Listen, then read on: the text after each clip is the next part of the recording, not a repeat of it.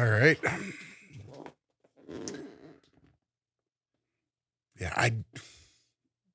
Yeah, I bought one. This is going to be a bit of a different video.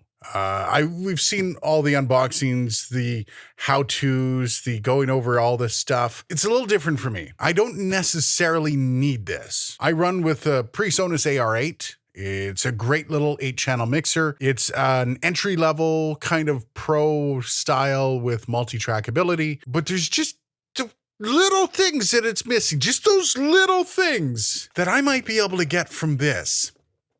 I'm not sure. So I went out and I blew a whole bunch of cash and I'm going to unbox it. And then we're going to set it up and we're going to see how it works. And I'm going to see exactly how this thing compares to the Presonus AR8, the one that has been my daily driver for over a year. And I need to find out for myself. So let's get to this.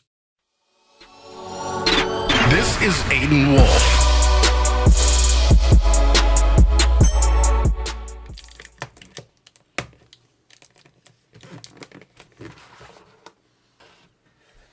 I've seen this in several of the other videos.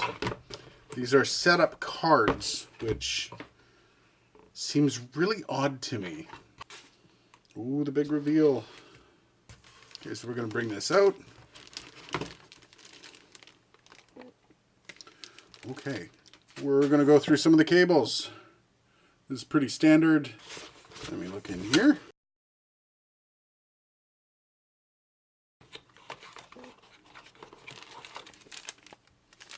USB Type-C. That is a long USB-C as well. Ooh, that is a hefty power bar. I guess one of the ways they kept the weight down in the Rodecaster is by keeping the power transformer out here.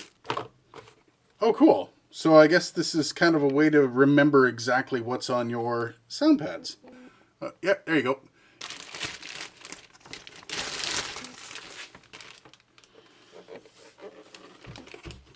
Now, I do have to actually admit a couple things here. I really delayed getting this, mostly because in a lot of the videos and all the pictures, it never really looked great quality to me. It looked a little bit cheap. It almost looked plastic. And that's one of the things that kind of kept me away from it, because I like my mixers to have a little bit of a ruggedness. And this, I felt, might have been lacking in that regard. But once I get my hands on it, this is actually...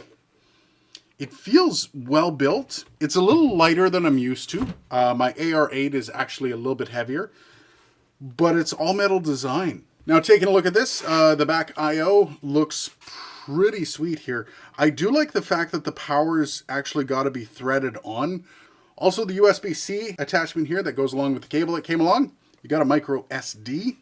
Left and right for your speaker attachments. This is important if you are planning on using this mixer as an interface. And this is one of the biggest reasons that I'm considering keeping this mixer. You've got 4 outputs for headphones and separate controls on all of them. If you wanted to actually have a headphone amplifier that has separate controls, this little piece here would have added probably $300 onto the price of the Presonus. And of course, you've got your plug-in for your phone, and you've got the 4 mic jacks, all XLR. They do not have a TRS. So they're not dual jacks, so you can only use XLR mics here. On the front, I love the idea of the pads, although I'm not exactly sure if I'm going to use those or not. You've got your main volume control for your 2 outs for your speakers. You've got your headphone volumes there. Big record button just begging to be pressed. And then you have your 4 channels, which I do like the fact that you can select them, and all of the work with the touchscreen, which we will get into in a few minutes. But this is also great, a USB pass-through. You've got cell phone for whatever's plugged in, and then Bluetooth. So you can actually run 2 people in an interview at the same time, one through your phone and one through Bluetooth. That's amazing. And of course, you have the volume control for your pads.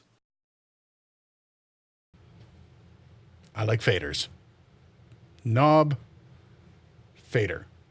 Big fader fan. So this is the AR8. This is the RØDECaster Pro. And I don't know if you can tell, but there's an immediate difference. And oh my goodness, is this thing ever dirty? Wow, that's gross. I'm gonna have to start dusting my equipment a little bit more often. If we were to back up, you can tell that the RØDECaster actually has a little bit of a wider footprint on the desk, despite its height being less and its length being less.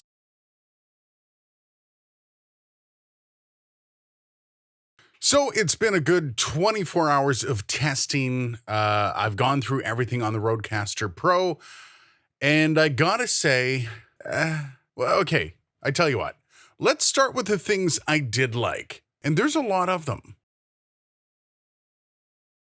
This thing is through and through a podcasting beast. You got solid aluminum construction, putting this quite a bit in front of other competitors, though at the price point, I kind of hope so. Even the faders, which at first glance look like cheap plastic, are actually aluminum as well. Now, this is a huge step up from my current setup that has plastic knobs reminiscent of a toy.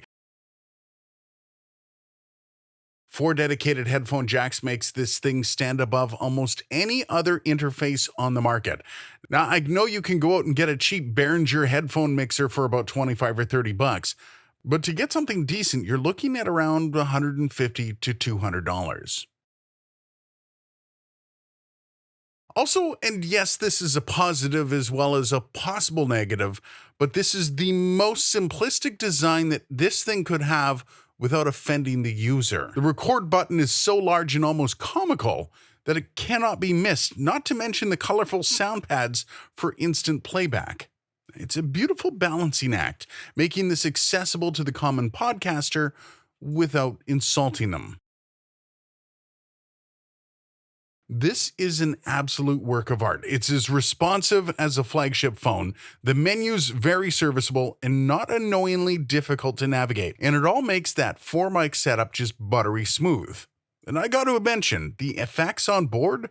Now, I initially stuck my nose up at them because, they're effects. I like to do that kind of stuff in post.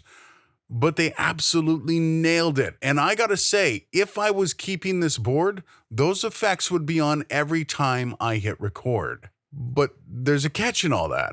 I'm not keeping the board because all those amazing bonuses don't make up for its biggest downfall. Simply, it's the drivers. I can be really patient in setting up a new board, and rarely are they ever plug and play. For example, my Presonus was a gigantic pain in the ass to get set up due to some sort of driver issue with my Wi-Fi card. Now, it did take me a bit to figure that out, but once I did, it was a super easy fix. But with the RØDECaster at its price point, you expect things to be a little bit different.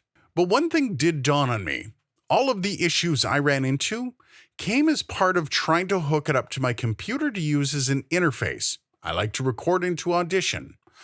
Every single issue I had to do with the ASIO drivers somehow interacting with Adobe Audition. Whether it was not being able to hear any sound when I was trying to play back the audio, or it was just having a heck of a time trying to discern which channels are which, the ASIO drivers are just simply poorly utilized by Rode.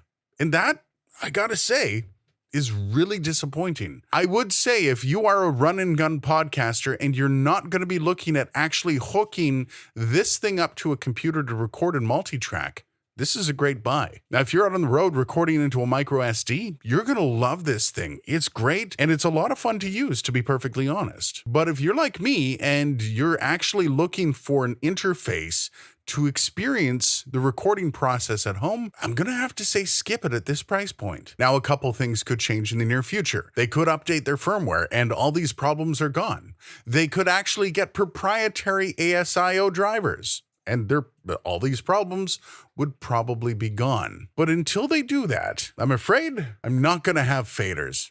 That makes me very sad. I'll see you guys in the next video.